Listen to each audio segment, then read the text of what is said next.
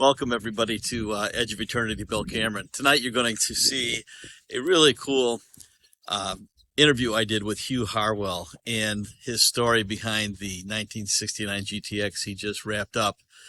You'll find that Hugh is a pretty humble guy, but when I show you some of the magazine pictures and things that he has been involved with, I think you'll be pleasantly surprised and impressed. Such a great friend. Enjoy the interview. Hey everybody, this is Bill Cameron, Edge of Eternity, and the long-awaited and promised interview with Mr. Hugh Harwell. This is Hugh. Hugh? Nice to meet you, Bill. He's a great guy, wonderful friend, my neighbor, and we get to spend quite a bit of time together, and I just want you to get to know him and the story about this beautiful 1969 GTX that he just completed. So, Hugh, it's good to have you as a neighbor, not just with a hot rod, but having you as a neighbor. I appreciate you as a neighbor too. You and your wife are fantastic people.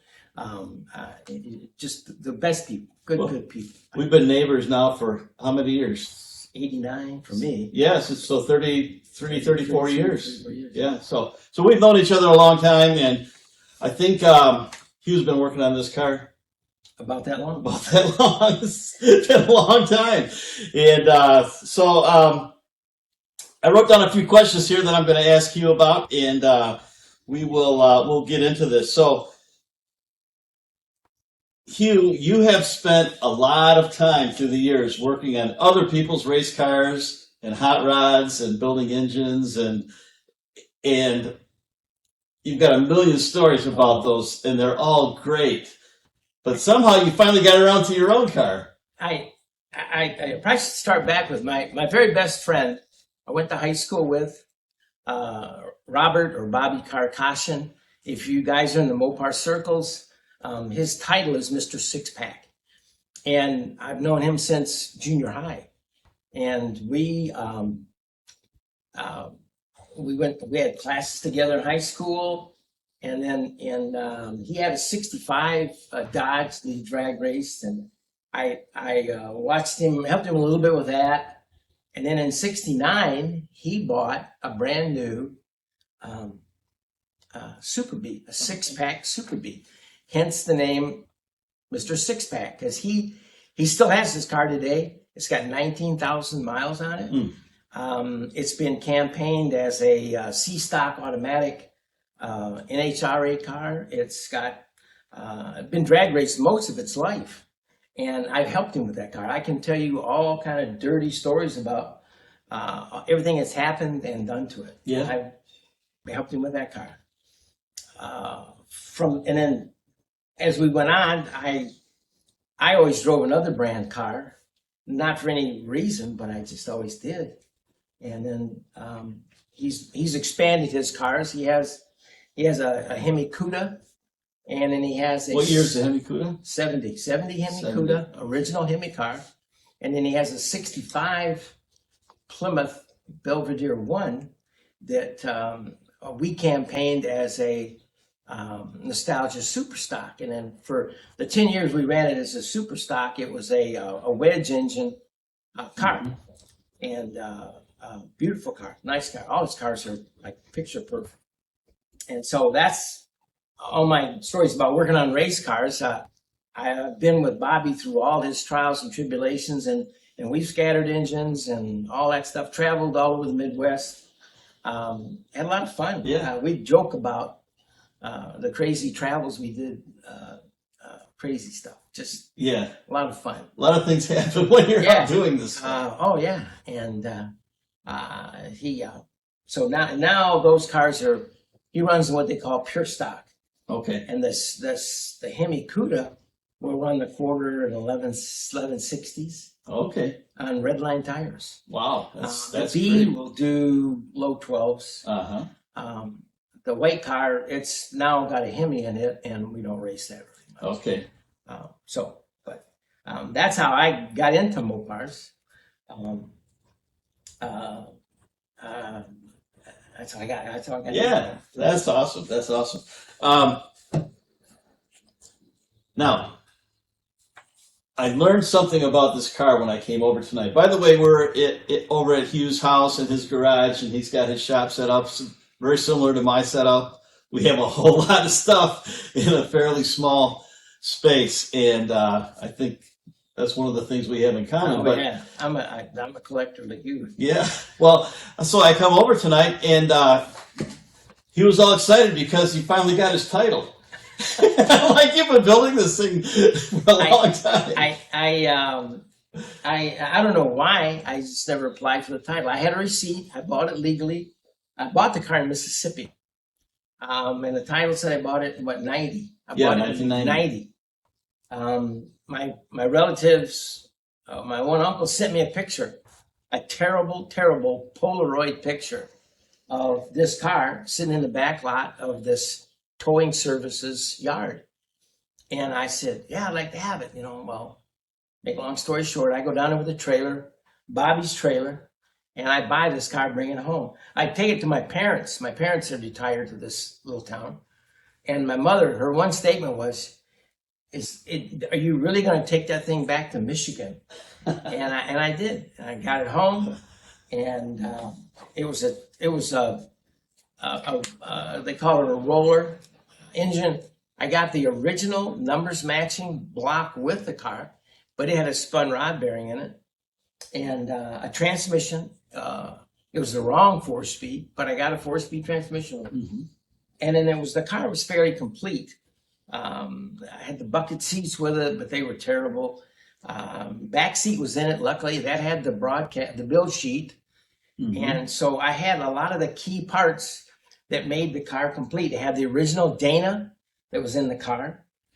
And so I had the core of a original car. Now, this is 1990. A lot of the reproduction parts are not available.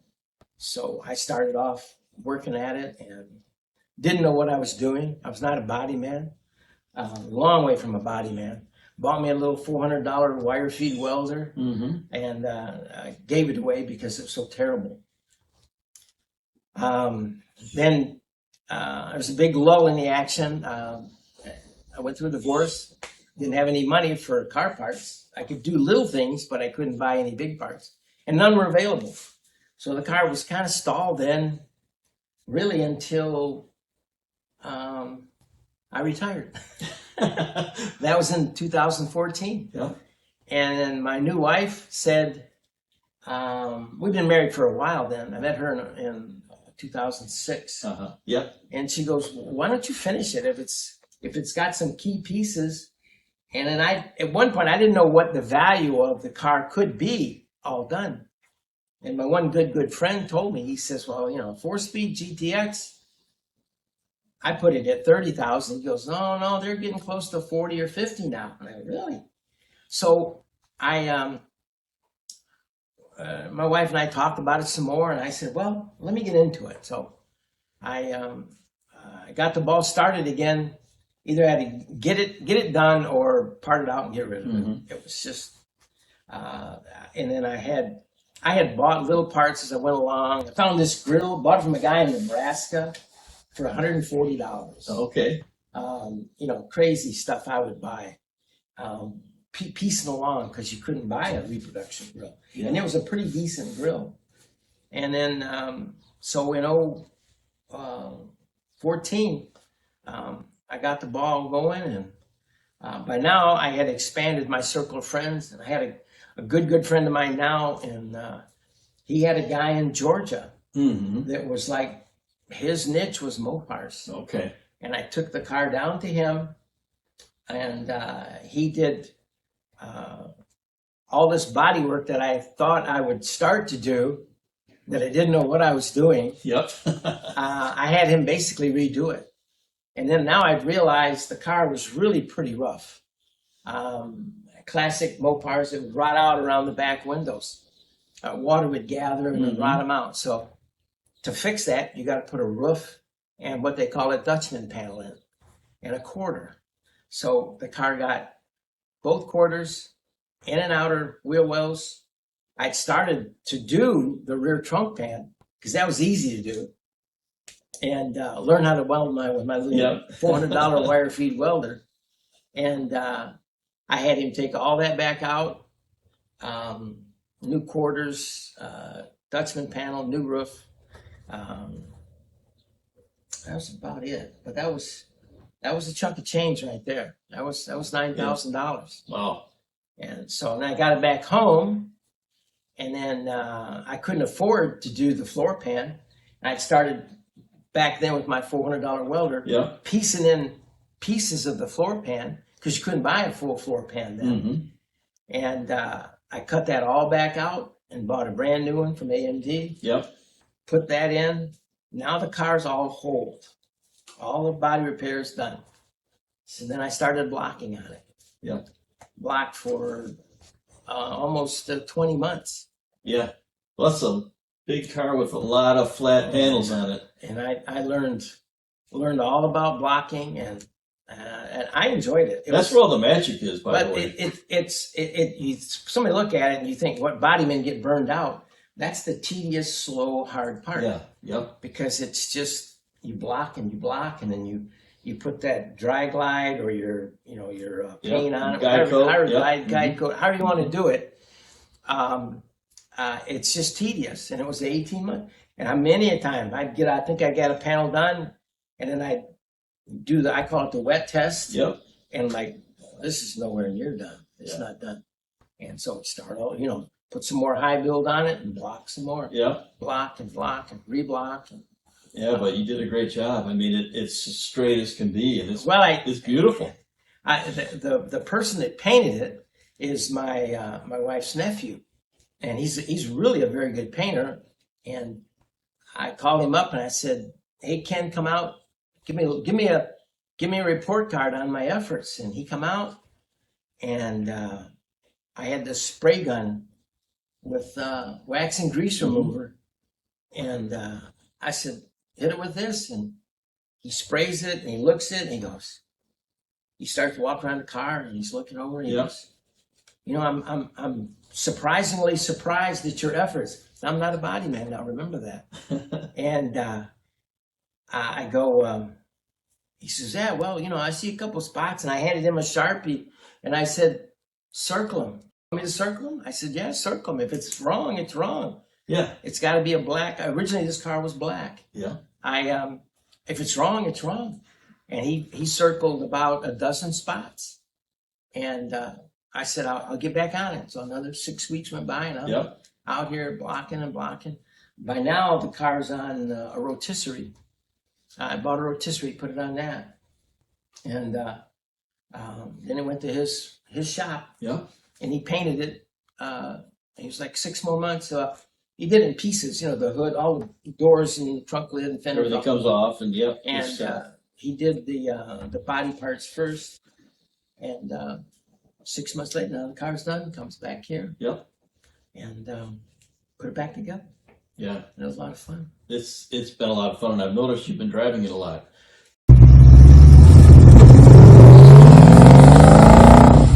That's the street from me. It's a sweet sound to hear. So have you been shaking it out a little bit, like finding anything you got to touch up? Yeah. I had some problems. Had a little brake problem the other day. The shifter was messing up on me. I don't know if you noticed it the other night when we were out. It was like jumping out of third gear, and I couldn't. What in the world could have caused that? Well, dummy, the stops on the shifter. Oh yeah. And that was a rebuilt shifter. Yeah. I bought that from one of the big 4-speed shops, Mm-hmm. and I knew it couldn't be it, and then it hit me. And so today I had to take part of the boot off to get in. To get down to it. Yep. And so I got that synced up. Now I went out for another run there. Mm-hmm. You saw me, and it's a lot better. It stays in, it locks in gear, and it's a lot of fun. Yeah, Crazy stuff. Hugh took me over to my granddaughter's house the other day, who you've probably seen on some of my old videos, and they got to go for a ride in the black GTX, and they had a blast. They were screaming and hollering and saying, "Oh, this is so cool." It's fun to see the kids. They took all those pictures from the back seat, and I'm like, wow, I never realized the car from that perspective. Yeah, it looked good, didn't it? Oh yeah. It was funny, and I'm thinking, God, I hope their mother doesn't mind. Your daughter doesn't mind. Yeah, she doesn't mind. acting like a juvenile with this Well, let's thing. put it this way. This is what she thinks of cars. She had her prom pictures in high school taken with my car, Oh, wow. with the Camaro. So she, you know, she's into it and she loves it and she wants me to leave the car to her. So she's got 2 boys to play with over there. So I won't be here. We'll see what happens. She's low on the totem pole. Let's see here. What else did I want to ask you? What were some? I know you've explained. You know, like it was hard to find parts. You know, and acquire them all. Was that the hardest, biggest challenge, or what was? It was. You know, you look back. They always talk about. You know, it's not the what do they call it?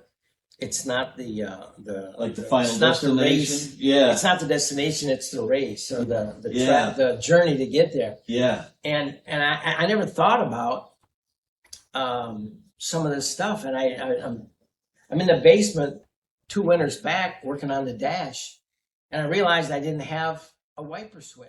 Well, that was episode 1. In the next episode, you're going to see a really nice walk around of the car and some explanations on some of the things that he had to do to get everything wrapped up. But there will also be some more race stories and video and pictures that I think you're going to find really interesting. So please be subscribed so you don't miss these. And I look forward to seeing you on the next interview with Mr. Hugh Harwell. Thank you.